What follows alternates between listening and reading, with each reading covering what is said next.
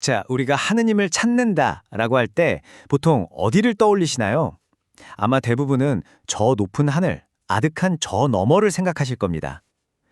그런데 있잖아요. 가장 혁명적이라고 할 수 있는 가르침은 정말 놀랍게도 그 방향을 완전히 180도 뒤집어 버립니다.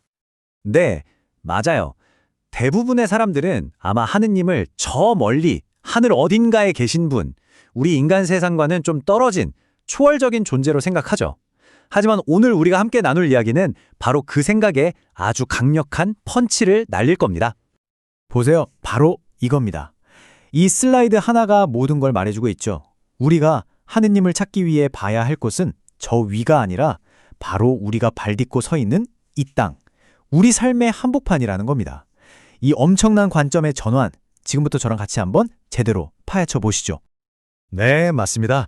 위대한 반전. 이게 오늘 이야기의 키워드라고 할 수 있겠네요. 우리의 시선을 저 아득하고 고결한 하늘에서 때로는 지저분하고 복잡하게 짝이 없는 우리의 평범한 현실로 돌리는 것. 바로 그 여정이 오늘 우리가 함께 떠나볼 이야기의 진짜 핵심입니다. 자, 그럼 이 거대한 생각의 전환, 이 모든 걸 가능하게 만든 결정적인 사건은 뭘까요? 바로 강생입니다. 무한하신 분이 우리 중 하나가 되셨던 그 순간, 이 개념이 어떻게 우리의 시선을 하늘에서 땅으로 확 끌어내리는지 한번 제대로 들여다보죠. 강생. 말 그대로 내려와서 생명을 얻었다는 뜻인데요. 이건 사실 상상하기조차 힘든 일이 실제로 일어났다는 믿음이에요. 시간과 공간을 초월한 무한한 존재가 유한한 인간의 몸을 입고 우리와 똑같이 먹고 웃고 울고 아파하는 존재가 되셨다는 것. 바로 그거죠. 정말 어마어마한 사건 아닙니까? 이 강생의 의미를 아주 잘 보여주는 비유가 하나 있습니다. 어떤 임금님이 인간을 너무나 사랑했는데 그 사랑이 너무 커서 마치 고통처럼 느껴질 정도였대요. 그래서 이 사랑의 메시지를 전해주러 위험한 인간 세상에 갈 사람을 찾았죠. 하지만 모두가 그곳의 고통을 두려워하며 몸을 사렸습니다. 그런데 바로 그때 아버지의 그 찢어지는 마음을 완벽하게 아는 아들만이 모든 고통을 알면서도 기꺼이 제가 가겠습니다 하고 나선 거죠.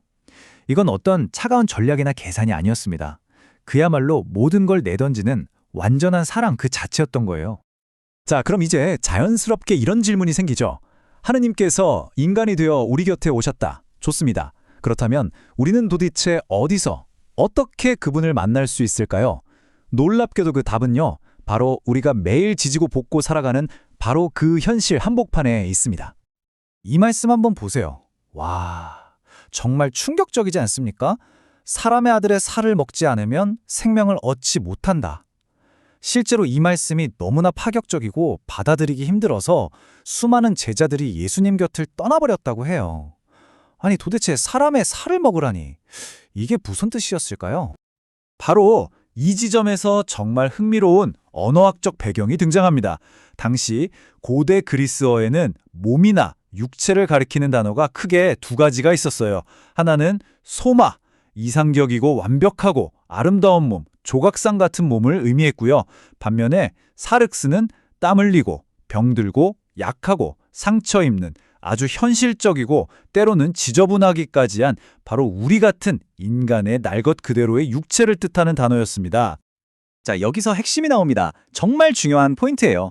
예수님께서는 아름답고 이상적인 소마가 아니라 바로 이 사륵스라는 단어를 의도적으로 선택하셨다는 거예요. 진짜 생명을 얻으려면 바로 이 흠 많고 연약한 사륵스를 받아들여야 한다고 말씀하신 거죠. 와, 이게 의미하는 바가 정말 어마어마합니다. 이게 무슨 뜻이냐면요. 진짜 생명이라는 건 저 멀리 고상하고 완벽해 보이는 곳에 있는 게 아니라는 겁니다. 바로 내 주변에서 매일 부대끼고 때로는 싸우고 또 화해하는 이 불완전한 사람들의 공동체, 바로 이 사륵스를 온전히 끌어안을 때만 발견된다는 거죠. 우리 다 그런 경험 한 번씩 있잖아요. 어떤 공동체에 갔는데 사람들이 다들 좀 부족해 보이고 실망스럽고 여긴 아닌가 보다 하고 떠나고 싶어질 때요. 하지만 기억해야 합니다. 이 불완전한 사륵스의 공동체를 떠나는 건 어쩌면 강생하신 하느님이 바로 지금 머물고 계신 그 자리를 스스로 박차고 나오는 것과 같다는 걸요.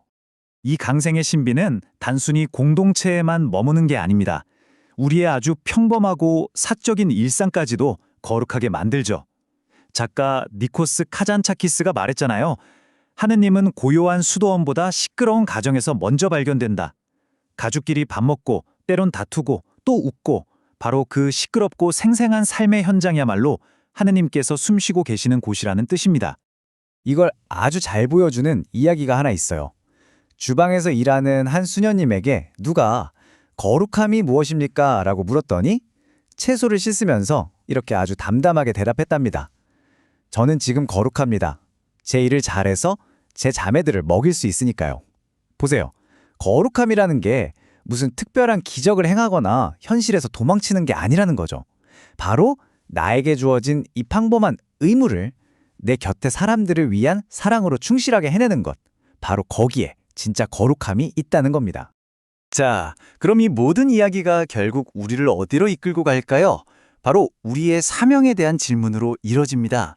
이제 우리는 하느님을 찾는 사람에서 한 걸음 더 나아가야 합니다. 바로 하느님에 대해 말하고 설명하는 걸 넘어서서 우리 자신이 다른 사람들에게 하느님의 얼굴이 되어주는 단계로 말이죠. 이 편지 내용 좀 보세요. 정말 가슴 아프면서도 정신이 번쩍 들게 만드는 글입니다. 한 독자가 보낸 글인데요. 제게 하느님에 대해 말하지 마세요. 당신네 교회가 날 외면했을 때 난 당신들 안에서 신을 봤어요. 그 신에게는 자비라고는 찾아볼 수가 없더군요. 와, 정말 무서운 말 아닙니까? 이 한 문장이 우리에게 얼마나 무거운 책임을 일깨워주는지 몰라요. 어쩌면 내 주변의 누군가에게는 바로 나라는 사람이 평생 동안 마주하게 될 유일한 하느님의 얼굴일지도 모른다는 거죠. 옛날 예언자들 이야기 아시나요? 그들은 하느님의 말씀이 적힌 두루마리를 글자 그대로 먹으라는 명령을 받았어요. 아니, 왜 종이를 먹으라고 했을까요? 그 메시지를 완전히 자기 것으로 소화시켜서 자신의 살과 피의 일부로 만들라는 뜻이었습니다. 사람들이 딱딱한 양피지에 적힌 죽은 글자가 아니라 살아 숨쉬는 한 인간을 통해 그 사람의 삶을 통해 살아있는 메시지를 직접 보고 느끼게 하려는 거였죠. 우리의 사명도 바로 이것과 같습니다. 자, 이제 이 모든 이야기를 관통하는 마지막 그리고 가장 중요한 핵심으로 가보겠습니다. 그건 바로 이 강생이라는 사건이 단순히 2000년 전 과거에 일어났던 하나의 이벤트가 아니라는 사실입니다. 과연 강생은 2000년 전에 빻 한 번 일어나고 이제는 박물관에 박제된 화석 같은 사건일까요? 절대 아닙니다. 강생은요, 바로 지금, 바로 여기, 우리를 통해서 계속해서 일어나고 있는 살아있는 사건입니다. 우리가 사랑하는 사람을 떠나보냈을 때를 한번 생각해 보세요. 예수님의 빈 무덤에서 천사가 이런 질문을 던졌죠. 왜 살아계신 분을 죽은 이들 가운데서 찾느냐? 우리는 떠나간 가족이나 친구를 차가운 묘비 앞에서만 찾지 않잖아요. 그분들이 우리에게 보여줬던 그 특별한 사랑, 예를 들어 어머니의 너그러움이나 아버지의 정직함을 우리가 오늘 우리 삶에서 실천할 때, 바로 그 순간 그분들은 우리 안에서, 우리를 통해서 다시 생생하게 살아나는 겁니다. 우리 곁에 다시 현존하게 되는 거죠. 바로 이것이 강생의 정신입니다. 강생의 영성이라는 건요, 세상을 피해 조용한 곳으로 도망치는 게 아니라 오히려 더 치열하게 세상 속으로 뛰어드는 겁니다. 지지고 볶는 우리의 평범한 현실 속에서 신적인 불꽃을 발견하고 마침내 우리 자신이 누군가를 위한 사랑의 손과 팔, 그리고 얼굴이 되어주는 것. 바로 이게 살아있는 강생의 정신인 거죠. 그래서 오늘 이야기의 마지막은 바로 우리 각자에게 던져지는 이 질문으로 마무리하려고 합니다. 오늘 당신을 통해 당신의 삶과 당신의 행동 속에서 하느님은 과연 어떤 얼굴을 하고 계실까요? 이 질문에 답하는 삶, 그것이 바로 강생의 신비가 오늘 우리에게 던지는 위대한 도전이자 약속입니다. 오늘 이 깊은 이야기에 함께해 주셔서 진심으로 감사합니다.